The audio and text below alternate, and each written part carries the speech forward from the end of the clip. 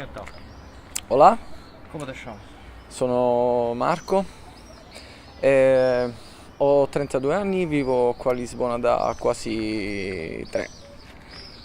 Penso che sia una cosa molto, molto bella, tipo raccontare quella che è un po' la realtà italiana come la chiamo io, di rifugiati politici che Ah, sono arrivati. tu ti senti rifugiato? Io mi sento un po' rifugiato, però credo che questo sia il rifugio più bello del mondo. Io ricordo il primo giorno che ho fatto il colloquio alla prima azienda dove poi ho lavorato, ero lì molto, molto in panico, molto emozionata, poi mi guardo intorno e c'erano almeno 15 italiani e dico ma che è? Quindi mi ha sorpreso un po' che ci fosse questo mercato lavorativo qui, poi è tutto nell'ambito di call center, assistenza cliente eccetera. In un certo senso ho capito che è un po' quello, è quella la molla che spinge tutti gli italiani poi a venire qui, fondamentalmente alla ricerca di lavoro. E quindi questa facilità con la quale si trova un lavoro, pagato pure bene rispetto alla media degli stipendi portoghesi, sembrava un po' di aver fatto 13, no? E poi ovviamente c'è anche l'altro lato della medaglia, invece il fatto che la parte negativa è il fatto che da questi call center non se ne esce, nel senso che tutte le persone che conosco italiani qui, così come io, abbiamo fatto degli studi e nessuno di noi lavora nell'ambito che vorrebbe, insomma, per il quale ha studiato, o comunque sono pochi quelli che riescono a realizzare le proprie passioni, insomma, chi lo fa a costo di grandi sacrifici, insomma.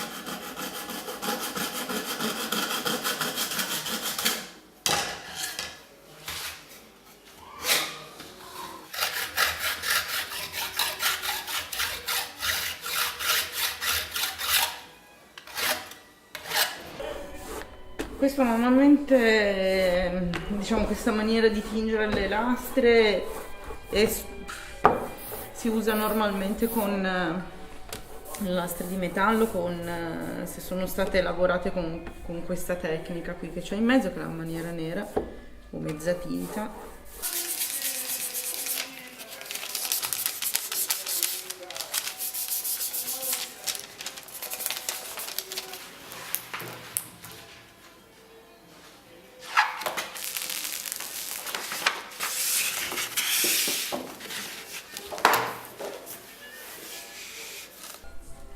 Adesso, beh, neanche troppo, ma quando c'è la lastra sotto conviene non fermarsi mai perché sennò poi rimane il segno del rullo. Sì, ce l'abbiamo.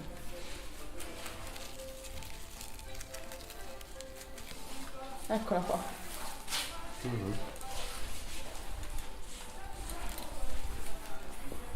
Eccoci.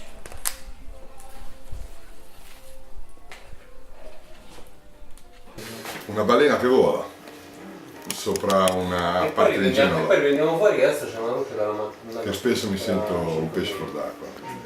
Anche perché mio padre ha fatto i soldi demolendo le navi e io li spendo facendoli. Quindi è una bella differenza, siamo proprio in opposizione. C'è un po' di saudade Sì, molto salutare. C'è anche, cioè, devo dire, da ragazzino proprio il sogno era quello di prendere una di queste, soprattutto quelle che arrivavano dove lavorava mio padre, che mio padre poi lavorava principalmente il legno delle navi, erano scialuppe, quindi erano barche piccole, ma il gusto di prenderne una, che le vedevi lì, che erano ancora belle, avevano la forma di una barca, alla fine diventavano un mucchio di legname. E quindi un po' di tristezza c'era, mi piaceva questa cosa di avere un giorno una barca che era morta e poi l'ho rimessa in piedi. Domanda atavica su chi sono, posso dire come mi chiamo, ma chi sono ancora lo devo scoprire. Mi chiamo Raffaele Luciani, sono un carpentiere navale o facendomi più grande un maestro d'ascia.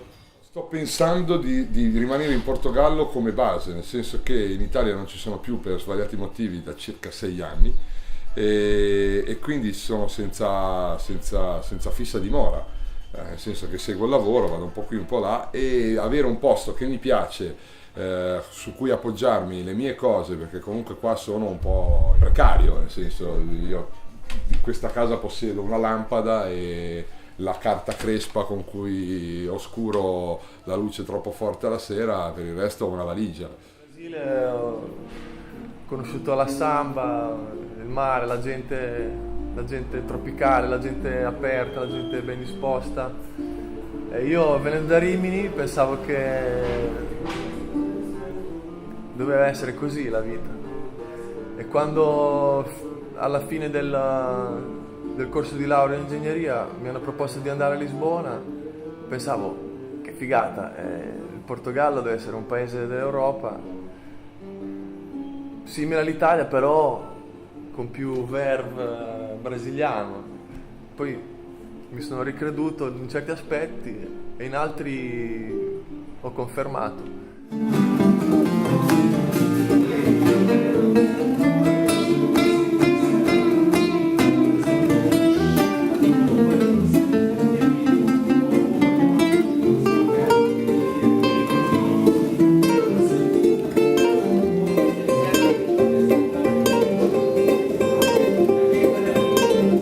Ad ottobre fa 16 anni che sono qua, quindi io di italiani qua ne ho incontrati tantissimi e ho più amici in Italia adesso magari di quando vivevo là, nel senso italiani sparsi per tutte le regioni d'Italia, perché pronto, ogni anno qui arrivano italiani anche e soprattutto per l'Erasmus, ma poi molti di loro rimangono qua a vivere e quindi tra questi amici di lunga data ci sono i membri degli Anonima Nuvolari.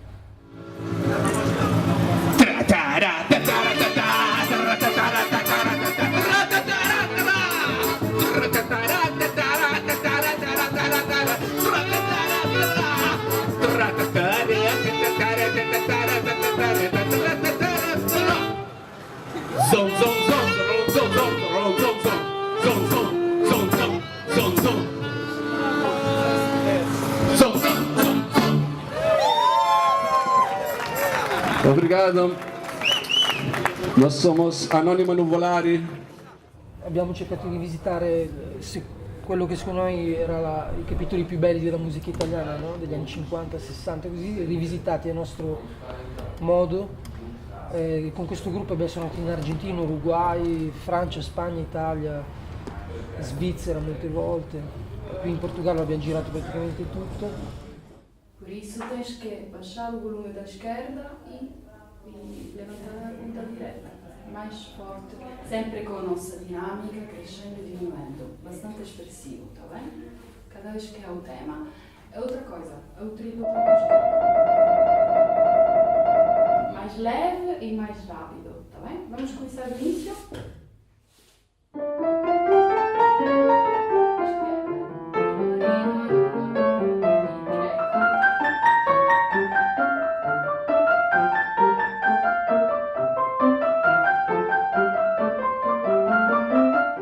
Avevo dei sogni come qualsiasi artista e musicista di suonare per esempio alcuni pezzi, sono riuscita a realizzarli praticamente tutti. Il più grande, ricordo, avevo 18 anni, studiavo il primo concerto di Brahms, una volta, era il mio compleanno tra l'altro, sono andata a lezione, ho detto alla mia insegnante: ah professoressa, oggi le faccio una sorpresa, ho studiato la prima parte del concerto di Brahms per pianoforte e orchestra, glielo faccio sentire. Lei mi ha detto: no, non abbiamo tempo, dobbiamo suonare le cose per l'esame. E io, disperatissima, ho detto: ma come, anche il mio compleanno non mi può fare questo, 5 minuti poi suoniamo tutto quello che vuole lei. E lei mi ha detto no.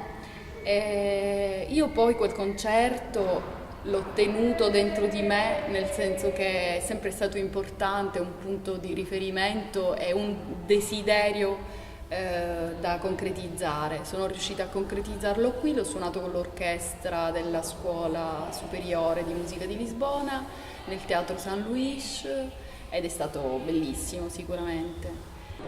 Bene, qui siamo in uno dei posti centrali della città, forse il posto più conosciuto, che è lo Shadow, e qui siamo di fronte ad un luogo che è legato alla cultura italiana in un certo modo, perché qui fino agli anni 60 dell'Ottocento esisteva un luogo simbolo della vita bohemienne e dandy della città, che era il cosiddetto caffè Marrare.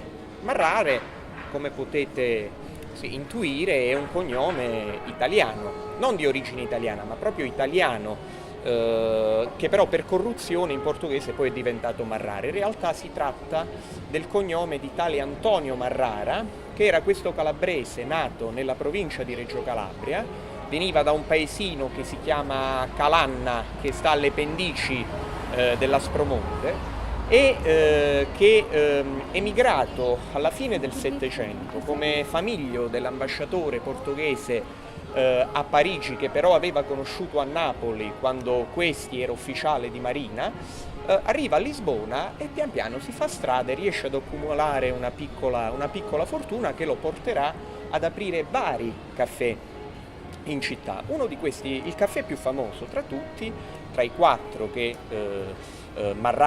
Antonio Marrara apre a Lisbona, è sicuramente quello dello Shadow. Possiamo anche capire quali erano le attività degli italiani nell'Ottocento a Lisbona e quali erano le attività fondamentali. 2 in particolare, togliendo tutta la parte relativa al mondo dello spettacolo, quindi ballerini, cantanti d'opera, che è un mondo a parte che riempiva Lisbona, ha sempre riempito Lisbona, perlomeno dal 600 fino a 900 inoltrato. Erano venditori di bibite, tantissimi venditori di liquori italiani che importavano. Uno dei porti che più esportava verso Lisbona nell'Ottocento era il porto di Livorno, che appunto convogliava moltissime merci provenienti da tutte le realtà portuali e non solo dell'Italia preunitaria. Venditori di confeiteiros, dobbiamo anche considerare in questa categoria anche i produttori di alimenti. Infatti gli italiani erano anche i più grandi gestori numericamente, assieme ai galiziani, delle cosiddette casas de pasto, quelle che oggi noi chiamiamo coms e bebs, no?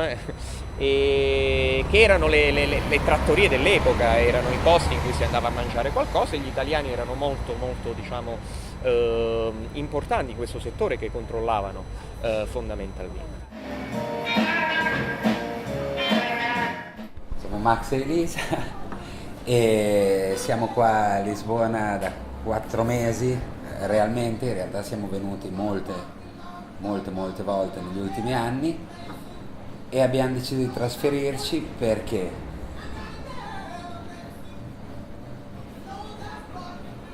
ci eravamo un po' stancati dell'Italia e soprattutto di casa nostra, che negli ultimi anni ha avuto un'implosione agghiacciante, soprattutto per quello che riguarda il nostro tipo di lavoro, che è un lavoro molto di comunicazione, molto di stare in mezzo alla gente, e negli ultimi 10 anni Bologna è molto cambiata sotto questo aspetto.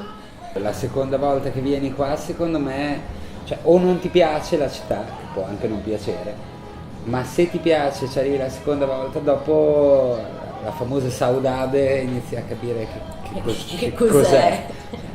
Perché dopo ti trovi che stai male. Poi c'è anche una questione molto psicogeografica, cioè la nostra città, che è una città meravigliosa, sia ben chiaro, dove io ho vissuto per 40 anni, è la città con il maggior numero di portici al mondo, che è una caratteristica che è molto bella, però tu non vedi mai il cielo, mai. Fondamentalmente tu vivi le tue giornate e vedi il cielo se vai al mare piuttosto che se vai ai giardini, ma normalmente nella tua vita quotidiana non lo vivi mai. Qua c'è un cielo immenso che tu vivi in ogni momento e sì, quello ha iniziato soprattutto a me a mancare in una maniera, mi sembrava proprio di girare sempre in casa, mi sembrava di non uscire mai di casa. Tasca Mastai, si chiama Tasca Mastai in onore di un nostro caro amico che era usuale a venire nel nostro bar. Lui era un artista, poeta, un artista naif nel suo modo, in una certa maniera, ed era un grande amico e ci ha lasciato improvvisamente in maniera poi da artista, cioè aveva avuto un piccolo incidente, non si era curato e così, da un giorno all'altro. e ha lasciato un vuoto veramente un po' troppo grande. E siccome parlavamo molto spesso, già c'era un po' questo sogno di Lisbona e parlavamo molto spesso con lui di queste cose eccetera eccetera, abbiamo detto sapete come funziona, portiamolo a Lisbona, già che adesso può viaggiare con noi.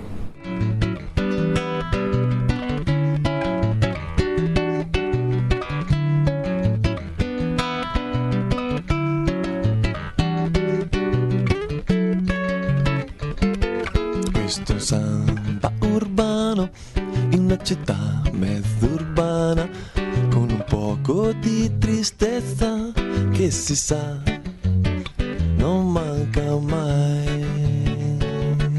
Questo è un samba un po' sporco e un po' rozzo ma tranquillo, con la voglia di sopravvivere che si sa non manca mai.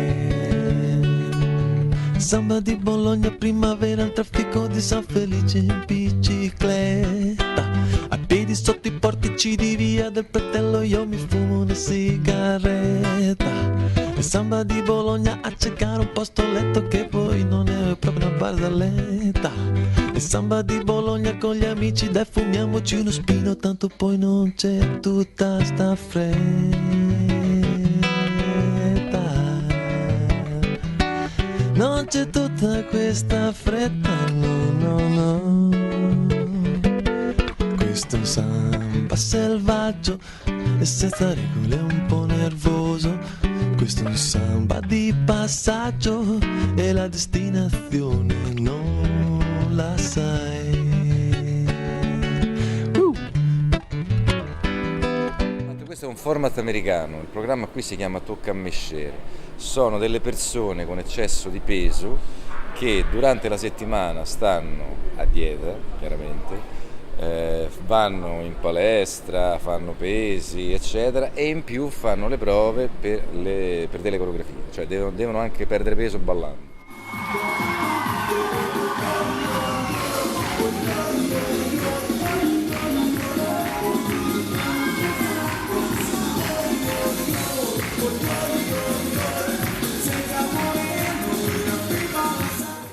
Anche in Spagna molto, prima con Sabina Stilo, poi con Raffaella Carrà, e un giorno, sempre come ballerino, ho cominciato a Roma, era un programma che si chiamava Numero 1 con Pippo Baudo, è stato venduto il format qui in Portogallo, eravamo tutti ballerini italiani, ho preso dei piccoli contatti per dare un workshop l'anno dopo.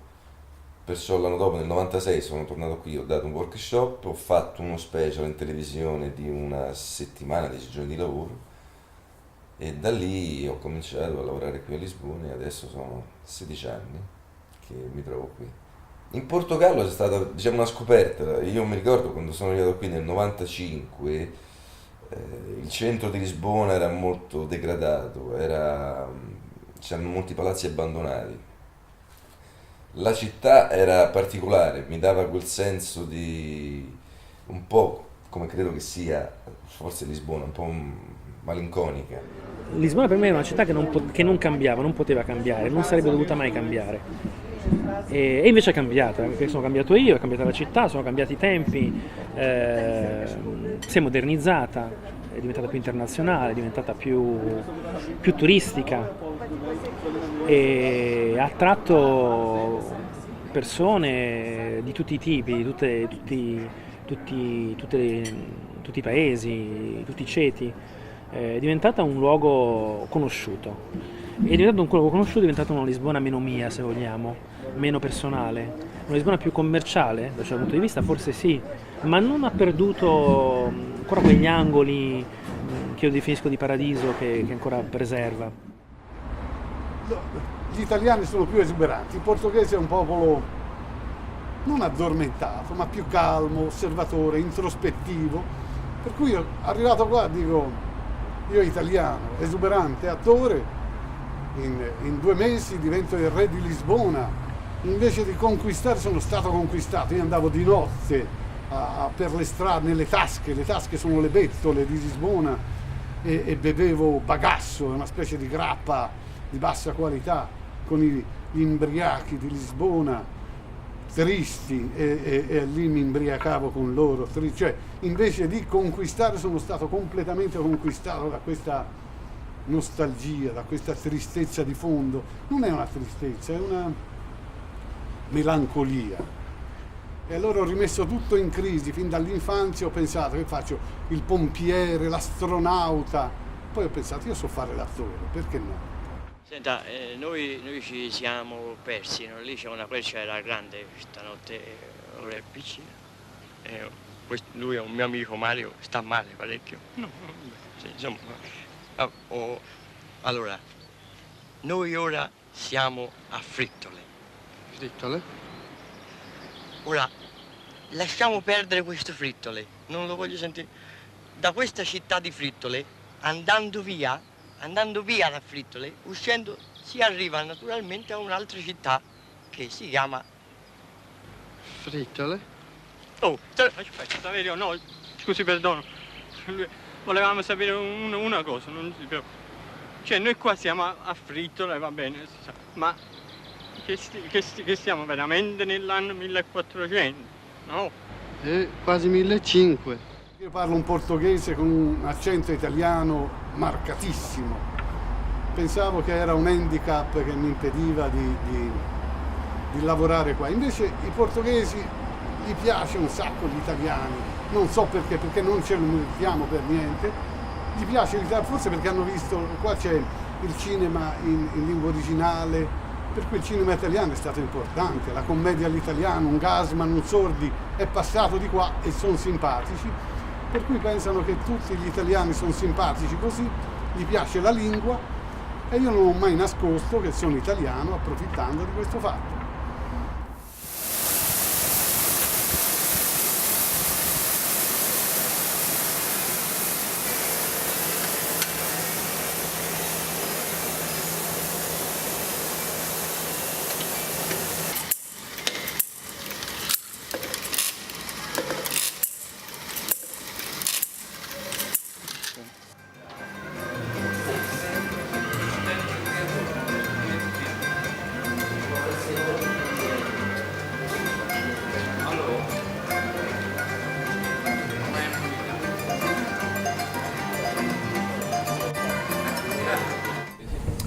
Molte persone mi domandano che cosa sono, se sono un artista o cosa sono.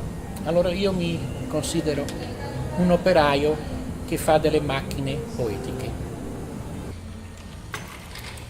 Quel movimento apparente del Sole nel nostro universo ci ha obbligato a creare le ore. Le ore ci hanno obbligato a creare i fusi orari. Quindi, se andiamo in Oriente le ore salgono, se andiamo verso Occidente le ore si sentono. Da qui la danza delle ore, parlo delle ore su e giù, su e giù, su e giù. E questa mappa è una mappa del Portogallo che, come vedete, è orizzontale. È orizzontale perché? Perché è una mappa molto antica. Nelle mappe moderne il nord è in alto, perché è stata una convenzione delle potenze del secolo XIII, XIV, al momento Paesi Bassi, Inghilterra, Germania, che hanno deciso il seguente: sopra di tutto c'è il Polo Nord, subito sotto ci siamo noi, loro, sotto di noi ci sono i latini, sotto i latini ci sono tutti i colori. Allora, questa è la spirale del tempo. Il tempo è una spirale che ci prende e trascina irrimediabilmente al nostro destino senza mai fermarsi. Il tempo è inserito nell'universo e questo pezzo rappresenta anche l'universo, che come vedete c'è qui il Sole, e che attraverso questa cinghietta aziona il tempo. Questi ingranaggi piccoli sono gli ingranaggi della nostra vita, che per noi sono una cosa terribile, enorme, insopportabile, ma che in rapporto agli ingranaggi dell'universo non sono niente. Questo orologio che sale e scende simbolizza la relatività del tempo. Anche se i nostri amici svizzeri ci dicono che il tempo è una cosa rigorosa, vanno al 10 millesimi di secondo, Non è vero. Quando aspettiamo una persona che ci piace, il tempo non passa mai. Quando siamo con lei, vola. Boh. Ma anch'io vi ho detto una cosa che non era totalmente esatta. Vi ho detto che il tempo ci trascinava irrimediabilmente al nostro destino senza mai fermarsi. L'uomo non poteva accettare una cosa di questa. Doveva inventare qualche cosa che bloccasse il tempo anche se per un solo istante. E allora ha inventato questo aggeggio qui. La macchina fotografica.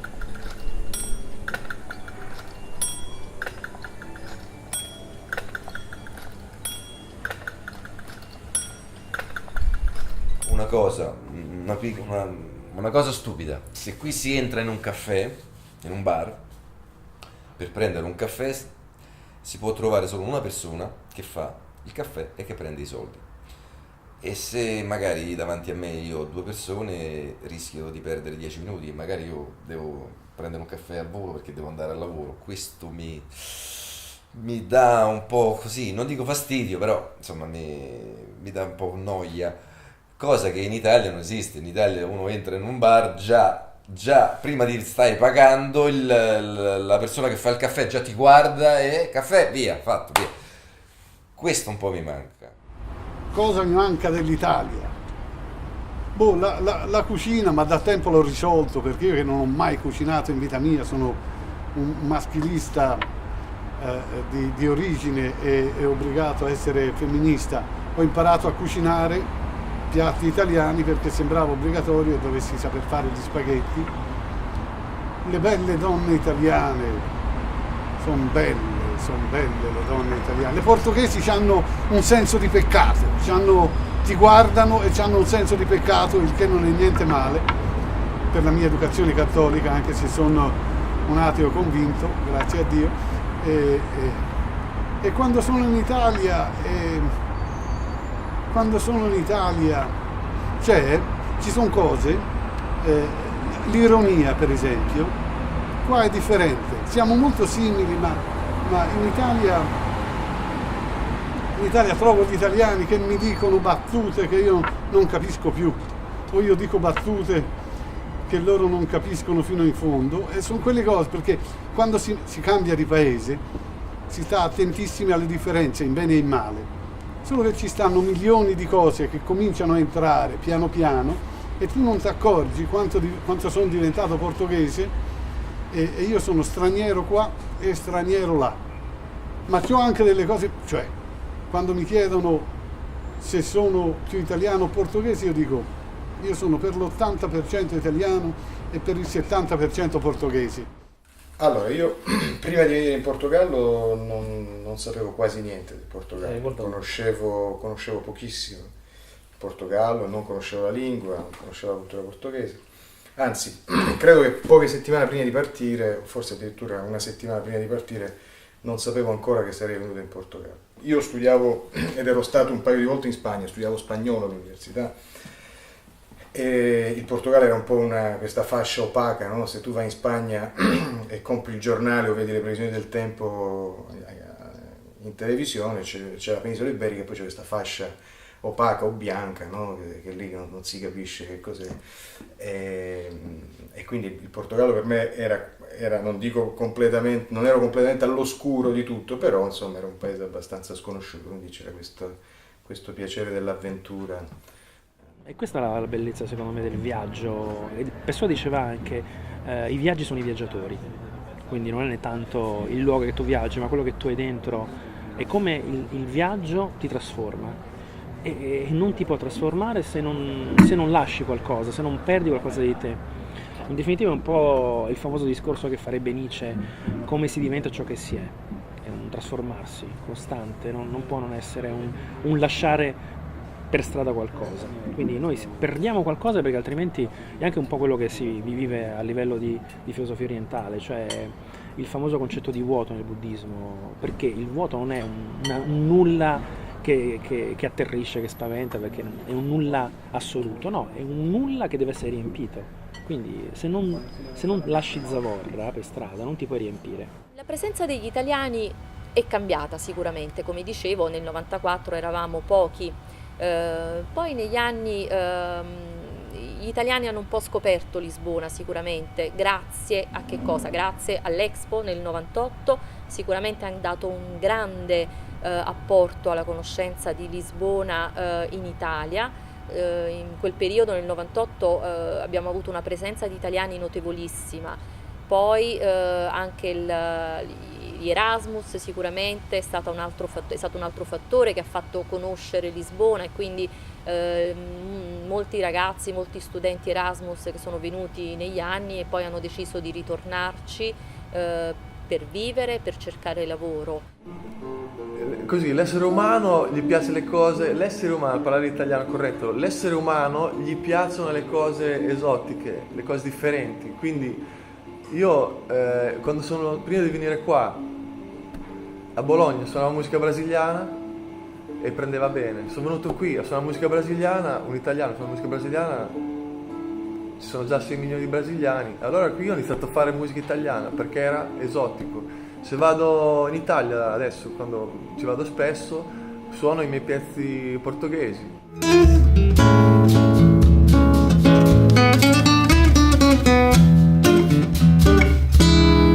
Chuva di Lisboa,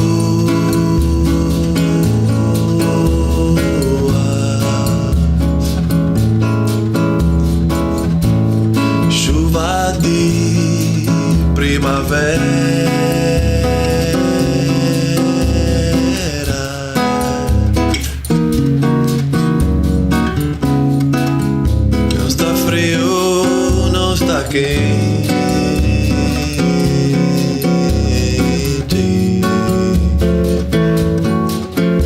Está ótimo, ótimo.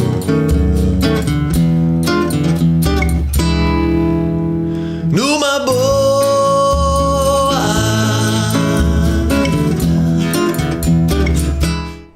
Io, scappando dall'Italia, mi sono accorto che poi l'Italia ha delle cose molto belle.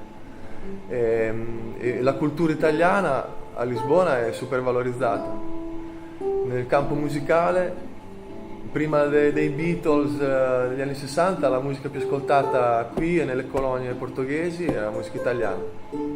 Modugno, Spacca, tuttora. Quindi non so, adesso io non saprei dire di Berlino, Parigi, Londra, sicuramente saranno anche la comunità italiana, forse più per il lavoro. Qui è possibile essere italiano come negli anni 50 a Napoli, forse. Non sono mai stato a Napoli, però mi faccio questa idea. Infatti che musica facciamo, il fado, cioè io canto così perché giro per l'Alfama, ho visto i fadisti, c'è la miseria come c'era in Italia negli anni 50, un po' più evidente che in Italia. Adesso per fortuna abbiamo la crisi, così siamo tutti in crisi, tutti uguali. Ma boh, per me la crisi, cioè da musicista, ormai vivo di musica da un po' di anni, a me la crisi non è che mi cambia molto, cioè, sono già battuto al fondo, cioè, sono qui che il mio ultimo testo si chiama Volo basso ma volo, continuo a volare, capito? Sempre volare in questa atmosfera portoghese. Io avevo dei contatti in Italia e mi era stato proposto probabilmente di ritornare in Italia per fare un programma di 2 mesi e sinceramente volevo ritornare in Italia, ero un po' stanco del Portogallo e c'era una pubblicità in Italia, credo che era di un Amaro, dove c'era una coppia di 2 ragazzi, 2 persone che ballavano il tango, che era un tango di Piazzolla, che è una musica bellissima, di notte in delle varie piazze di Roma, Piazza Navona, Piazza delle Tartarughe, cioè vedevo sta cosa con questa musica. Piazza Navona, io mi ricordo il famoso Bar della Pace, stavo sempre lì quasi tutte le notti con i miei amici. Io quando vedevo sta pubblicità mi faceva male e volevo ritornare in Italia a tutti i costi. La seconda Operazione Trionfo io l'ho rifiutata qui, ma la produttrice, mi ricordo che era una donna, mi disse: se tu torni in Italia io vengo a Roma, ti prendo per i capelli e ti riporto a Lisbona. E mi ricordo chiamai mio fratello e gli dissi: guarda che ho firmato il contratto qui. E lui mi disse: beh, non sei contento, sta gente ti vuole, perciò stai lì, lavori. E io gli dissi sì, ma ancora non hai capito che non torno più. A che punto siete arrivati voi in Italia? Mi domando. Per cui dico, è facile uscire, scappare da questo inferno che è l'Italia, anche se poi uno gli rimane mille idee e piange. Quando sono solo nella mia cameretta piango di nostalgia.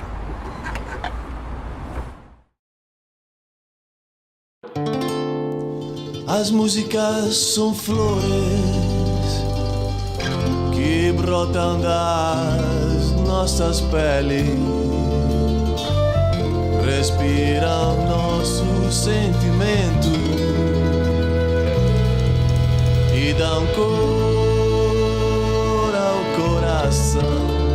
Quebrei a cara no asfalto cinzento da grande cidade que tem o nome de um santo, e mesmo assim ainda canto.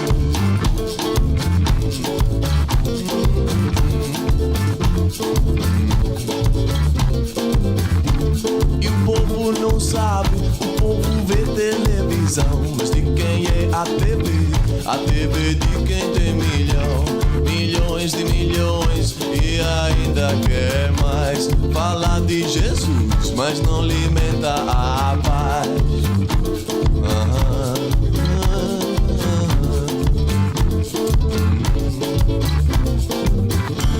E as músicas são flores que brotam das nossas peles, respiram nosso sentimento e dão cor ao coração.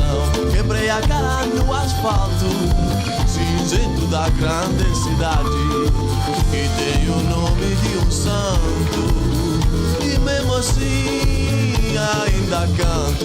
E o povo não sabe, o povo vê televisão, mas de quem é a TV? A TV de quem tem milhões de milhões, e ainda quer mais falar de Jesus, mas não alimenta a paz. A paz. A paz. A paz.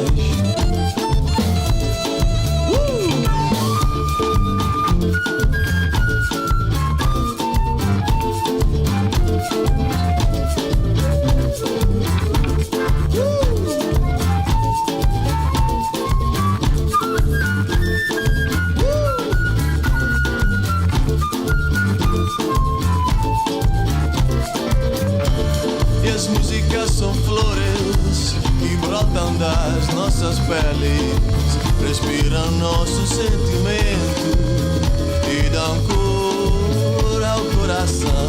Quebrei a cara no asfalto cinzento da grande cidade que tem o nome de um santo, e mesmo assim ainda canto.